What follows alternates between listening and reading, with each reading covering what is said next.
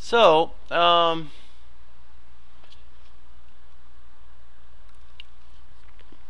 I was talking about uniting that mystic and occultist in one personality. Um, yeah, almost all these guys, almost all these mystery religions, these esoteric orders, these societies that teach magic, whatever, they almost all believe in reincarnation. So, I mean, if you look at it, even the Christian heaven is a form of reincarnation if you think about it, because you die and then you are reborn in a heavenly realm as a different being. So, I mean, if you want to be technical about it, that's literally what reincarnation is. You die and then you're reborn in another realm.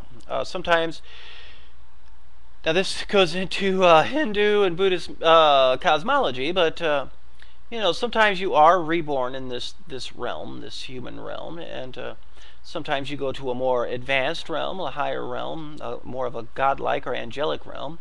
Sometimes you're thrown into what they call hell realms, realms that are lower than where we're at right now. Because you have to learn your lesson before you're able to become a human again, or God forbid you're allowed into one of the heavenly or godlike realms. So yeah, and so they definitely believe not. It takes way more than one incarnation before this kind of union in a man or a woman can be achieved, and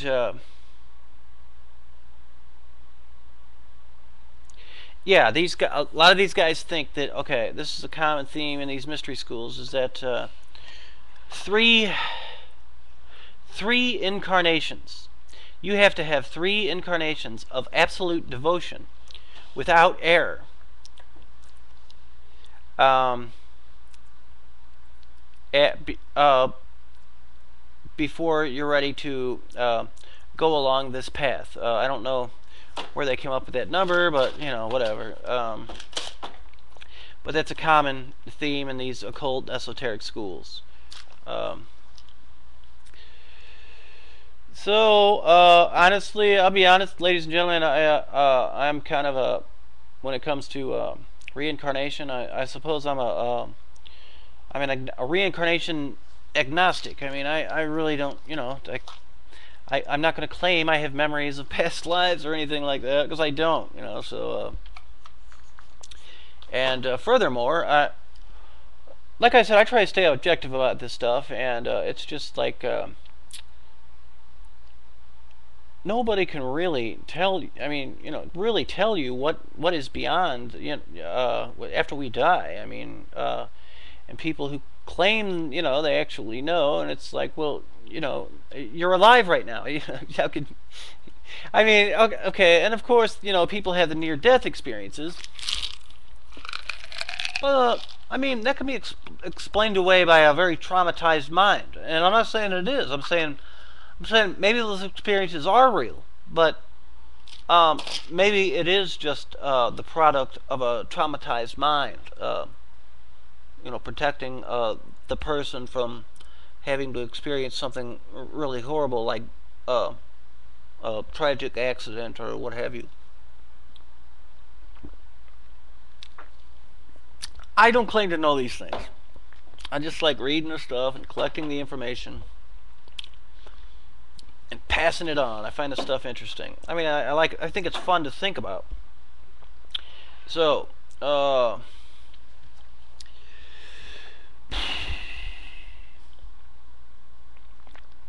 yeah, and the thing is, when it comes to the occultism and the study of magic, a lot of people take up this quest very lightheartedly, and it's fashionable, and the fact of the matter is, the more you stay in this kind of stuff, you realize it's a very, very great and terrible thing. It's a powerful, scary fucking thing. So it's nothing to be taken lightly. A lot of people have died by getting fucking mixed up in the occult and just not really taking it that seriously. And I'm just talking about, if you want to be cynical about it, just from other occult members, because this a lot of this stuff really is like I was saying earlier, it is sort of like a mafia organization, and a lot of these people are highly territorial. They're totally bent on revenge. You know, you don't ever cross them. That kind of thing. A lot of these, witch slash sorcerer types are just like highly territorial. Yeah, so if they see somebody as a threat, as well, they really don't have any qualms against harming that person or what have you. Because like I said, a lot of these people are in rebellion. Are sort of in rebellion against the church and whatnot. So a lot of the things that other people just wouldn't think of doing, these guys would. Some of the people are pretty fucking scary. They are like the mafia. They are a mafia. They are a form of mafia. So if you want to look at it that way. Okay, so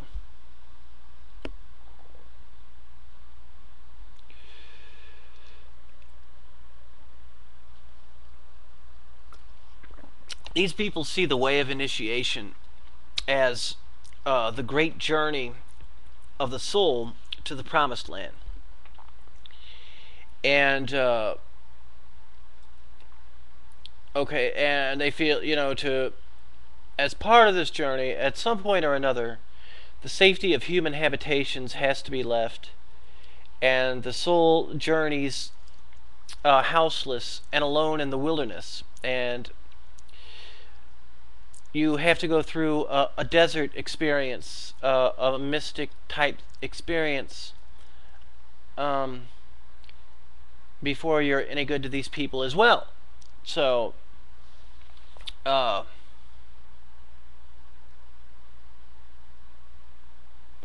because this is another part of the initiation. This is another part of the tests. They put you through these desert-like experiences, where you have to go off by yourself and be one with yourself and God.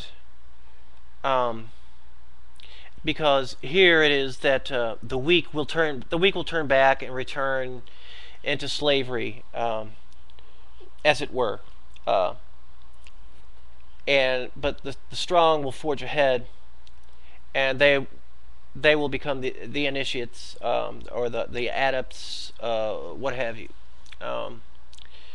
So when the test is safely passed, and a person learns to be at one with himself in this wilderness type situation,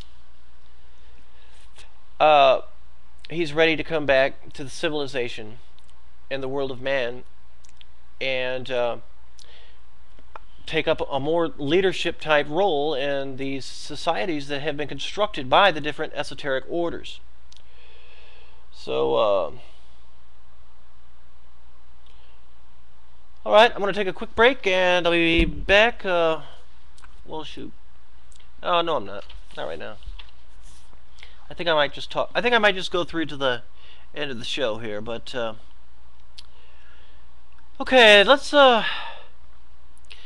earlier this week, I sort of touched on the origin of the mysteries, or the mystery schools anyway. A lot of it seems to go back to Antarctica. Now, a lot of this stuff is going to seem kind of foolish. Like I said, these are all common teachings of these esoteric orders. So, anywho,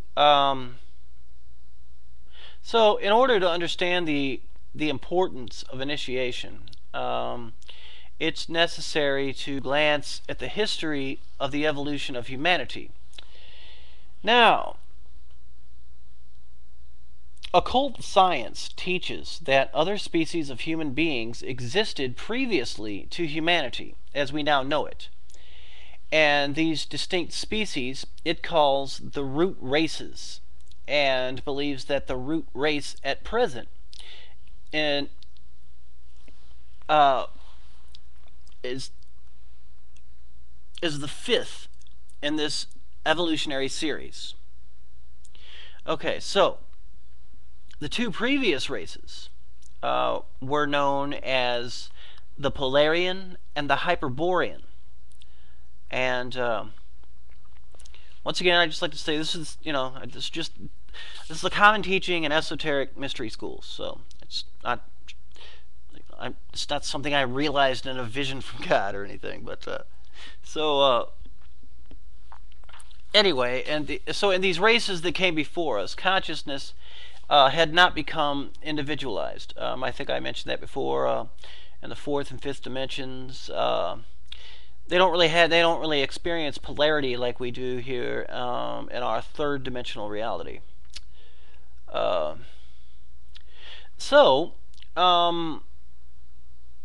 Consciousness had not become individualized. Humanity was overshadowed by its group soul in the same way that the lower types of animals are overshadowed to the present day. The way they had like a herd mentality, that type of thing. So the esoteric psychology, or the group soul, affords a vast field of study and is way too involved to enter into at present. But let's just suffice it to say that the operations of such a group, that's right, we have a group, so we don't not only have individual souls, we have group souls. And that, like I said, the best picture I can think of that in the natural world is sort of like, yeah, the herd mentality. A herd would have a group soul, so that your herd you run with, your pack, your main pack you run with, has a group soul. So let's just suffice to say that the operations of such a group soul may be recognized in the intelligence of the ant and bee and the migrations of the birds. There's a lot of really puzzling phenomena of animal intelligences and of animal intelligence that can be accounted for by the hypothesis of a group soul. So, as human evolution proceeded, more and more of the mind stuff common to the species became organized into distinct complexes and incarnated in the many separate vehicles which form the composite body of the group.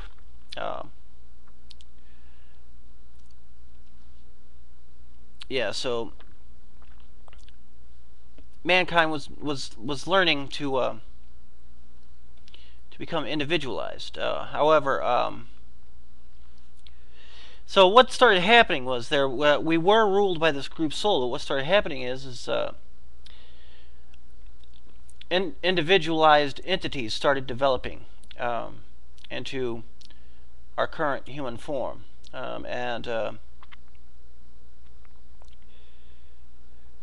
so after these individuals, they attain a degree of independence, which rendered them difficult to control by the overshadowing group soul. And so they would be kicked out of the group or the herd,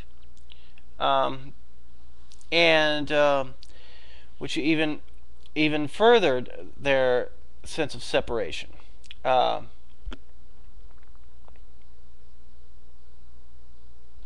interestingly enough, it sort of says in the Bible, where it's talking about wizardry and sorcery and it says in one part of the Bible, for one thing, it's always sort of stuck in my head that where God is sort of saying, "Thou shalt not, study wizardry," or something like that, and he goes on to say that I gotta publish this video. Shoot.